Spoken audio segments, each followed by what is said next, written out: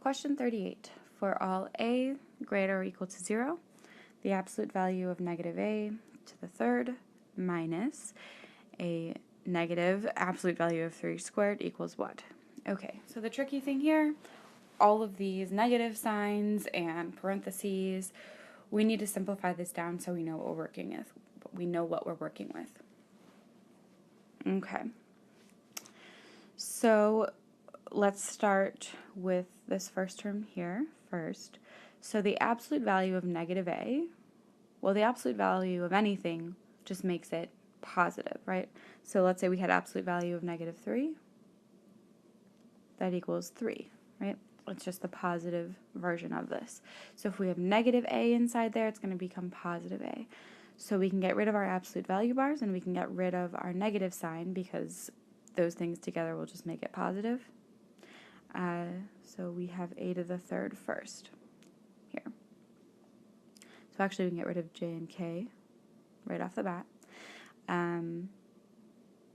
Then if we start in on this portion, well, if we have the absolute value of 3, that's going to be 3, right? Absolute value of anything just is the positive version. 3 is already positive.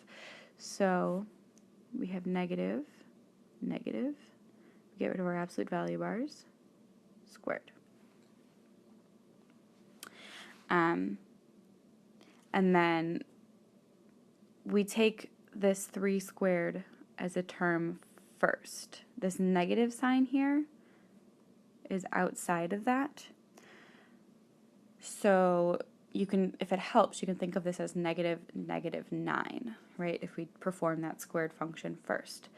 And when we think of it that way, negative 9, well, it's pretty obvious that negative of a negative is just going to be positive 9.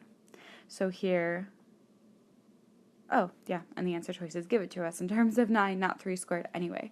So if this simplifies to plus 9, then we're looking for a cubed plus 9. And that's choice F, a cubed plus 9. So use your usual rules of order of operations. Start with the insides, see what things really mean, and simplify to take it in parts, right? Don't do too much at once. That's the easiest way to feel overwhelmed and get wrong answers.